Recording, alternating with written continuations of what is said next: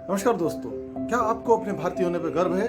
मुझे भी है और मुझे विश्वास है कि आपको भी अपने भारतीय होने पर गर्व जरूर होगा। लेकिन हम जो किताबें पढ़ते हैं तो हम पढ़ते हैं कि बिजली का आविष्कार किसने किया, विमान का आविष्कार किसने किया, नौका शास्त्र किसने बनाया, मेटल साइंस किसकी देन है, काइनेटिक्स किसकी देन है, इंजीनियरिंग किसकी देन है। और यहाँ तरह तरह की बातें होती हैं। दुनिया भर के वैज्ञानिकों ने अथाह वृद्धि की विज्ञान में समृद्ध किया मानव सभ्यता को।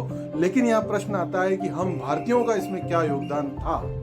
तो दोस्तों, आज का ये जो वीडियो है पुस्तक समीक्षा कार्यक्रम में, ये आपके लिए बहुत महत्वपूर्ण होने वाला है। आप इसको शुरू से आखिरी तक देखते रहिए। मैं आपको बताने वाला हूँ ऐसी किताब के बारे में जो आपको देगी बहुत सारी जानकारी। नमस्कार दोस्तों, वंदे मातरम। मैं हूँ आपका दोस्त डॉक्टर उत्तम मोहन और मैं आपका स्वागत करता हूं अपने इस चैनल फन भन्नाट में और इस स्पेशल एपिसोड पुस्तक समीक्षा में। दोस्तों, आज हम अपने इस एपिसोड में बात करने वाले हैं जिस पुस्तक की, उसका नाम है भारत में विज्ञान की उज्जवल परंपरा। भारत में विज्ञान की जो परंपरा है वो कितनी प्राचीन है और हमारे पूर्वजों ने दुनिया भर को विज्ञान के क्षेत्र में क्या क्या अवदान दिया, क्या क्या आविष्कार किए, इसके सप्रमाण उदाहरण और बहुत सारी जानकारियों से भरी हुई ये पुस्तक है जिसके बारे में मैं आपको बताने वाला हूं दोस्तों। लेकिन इससे पहले कि हम आगे बढ़े, मैं आपसे अनुरोध करना चाहता हूं कि प्लीज, यदि अभी तक भी आपने अपने इस चैनल को सब्सक्राइब नहीं किया है तो प्लीज प्लीज प्लीज प्लीज इसको जाकर के आप सब्सक्राइब कर दीजिए। कृपया, मुझे इससे ताकत मिलती है। और हमारे नए नए वीडियो की अपडेट जानने के लिए आप जो सब्सक्रिप्शन बटन के पास बेल आइकॉन है उसको दबा दीजिए ताकि हमारी हर नई अपडेट आप तक पहुंचती रहे। तो दोस्तों, शुरू करते हैं अपन बुक रिव्यू। और इस पुस्तक समीक्षा में जो हम बात करें भारत में विज्ञान की उज्जवल परंपरा, दोस्तों हम सबसे पहले बताना चाहेंगे इस पुस्तक के लेखक हैं श्रीमान सुरेश सोनी। सुरेश जी सोनी एक बहुत अच्छे दार्शनिक और हिंदू चिंतक हैं और समाजसेवी हैं और पूरा जीवन अपने समाज सेवा में दिया है। बहुत अच्छा लिखते हैं, प्रभावशाली लेखन है उनका। लेकिन इस पुस्तक की प्रस्तावना में वो लिखते हैं कि मुझे इस पुस्तक का लेखक नहीं माना जाए क्योंकि इस पुस्तक में जो सामग्री है वो विभिन्न स्रोतों से ली गई है और इसमें मेरा कुछ नहीं है। यह भी एक महान लेखक की बड़प्पन होता है कि वो सारा क्रेडिट दूसरों को देता है। तो सुरेश सोनी जी एक बेहतरीन लेखक हैं। उनकी लेखनी और उनके भाषण हम अक्सर सुनते हैं, आपने भी सुने होंगे। और उन्होंने इस पुस्तक का लेखन किया है। पुस्तक में 204 प्रश्न हैं दोस्तों, लेकिन अभी जो करंट में इसका आउट ऑफ स्टॉक है और नया स्टॉक इसका आने वाला है, तो अब नए एडिशन में इसके पृष्ठों की संख्या 200 से प्लस माइनस भी हो सकती है क्योंकि लगातार ये पुस्तक जब से मार्केट में आई है, बाजार में आई है, लगातार इसकी प्रतियां बिकी है। संस्करण पे संस्करण इसकी इतनी डिमांड है कि ये बार बार प्रकाशित हुई है।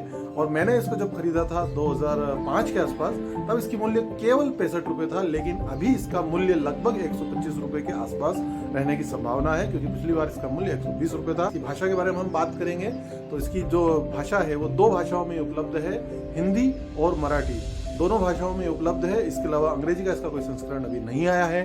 दोस्तों, इसका प्रकाशन किया है अर्चना प्रकाशन भोपाल ने। अर्चना प्रकाशन भोपाल ने इसका प्रकाशन किया है। और दोस्तों, इसका लाइब्रेरी एडिशन नहीं बना है, ये पेपर बैक में बनी हुई है। इसका हार्ड बैक अभी तक उपलब्ध नहीं है। और एक इसकी अगर अपन नेचर की बात करें तो ये एक नॉन फिक्शन बुक है।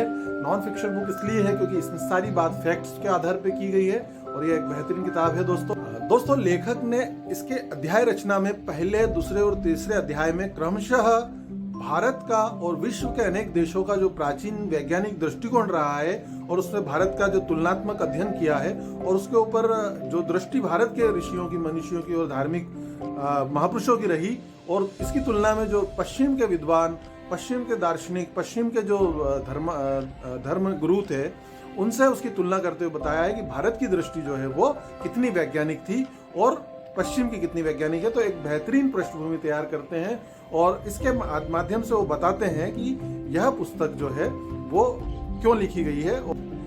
इसके बाद लेखक ने अध्याय 4 से अध्याय 20 तक क्रमशः हर एक चैप्टर में एक किसी विज्ञान को उठाया है, जैसे धातु शास्त्र, धातु विज्ञान, भाषा विज्ञान, नौका विज्ञान, एयरक्राफ्ट, विद्युत, इलेक्ट्रॉनिक्स, हाइड्रोलिक्स। तो हर एक अध्याय में एक विषय को उठाया है और सप्रमाण ये बताने की कोशिश की है कि इस विश्व के अंदर भारतीय महापुरुषों ने, हमारे पूर्वजों ने कब कब कौन कौन से आविष्कार किए और उन बातों को केवल कहन भर नहीं दिया है, बकायदा उसके प्रमाण, उसकी पांडुलिपियां, उसके तथ्य, उसके तर्क, वो सब कहाँ उपलब्ध है, उन सब का रेफरेंस दिया है, साइटेशन किया है और एक जबरदस्त इसको वैज्ञानिक आधार दिया है। तो यह अध्याय 20 तक है। इसके बाद इस पुस्तक का अंतिम 21वां अध्याय आता है।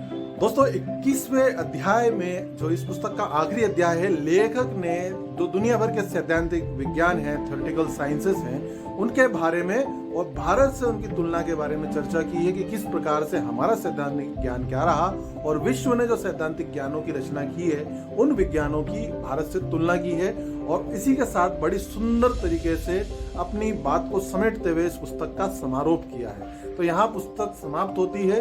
अब मैं सारी बातें बता दूंगा तो आप फिर पुस्तक पढ़ने में आपकी रुचि नहीं बचेगी।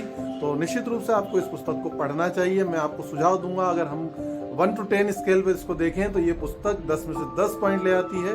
काफी सरल भाषा में लिखी गई है, काफी सारे प्रमाण है और हर भारतीय, चाहे वो छोटा 8वीं 7वीं पढ़ने वाला विद्यार्थी हो या कोई वयोवृद्ध व्यक्ति, अगर वो इस पुस्तक को पढ़ेगा तो वो गर्व से आनंदित हो जाएगा, उसका सीना चौड़ा हो जाएगा और वो कहेगा कि हाँ, मुझे अब गर्व है कि मेरा एक गौरवशाली, एक वैभवशाली अतीत रहा। हम में से हर एक को ये पुस्तक पढ़ना चाहिए। हम में से हर एक को इस पुस्तक को पढ़ने के लिए दूसरों को प्रेरित करना चाहिए। दोस्तों मेरा आपको सुझाव है कि आप अनेक शुभ प्रसंगों पर, किसी के जन्मदिन आदि अवसरों पर इस पुस्तक को अपने मित्रों को, परिजनों को भेंट में दें और दूसरे लोगों को भी आग्रह करें। ये बहुत सुंदर और बहुत अच्छा प्रयास होगा और ये पुस्तक जो है, इसका विषय जो है वो हमारे सर्व समाज तक, आखिर अंतिम व्यक्ति तक पहुंचेगा।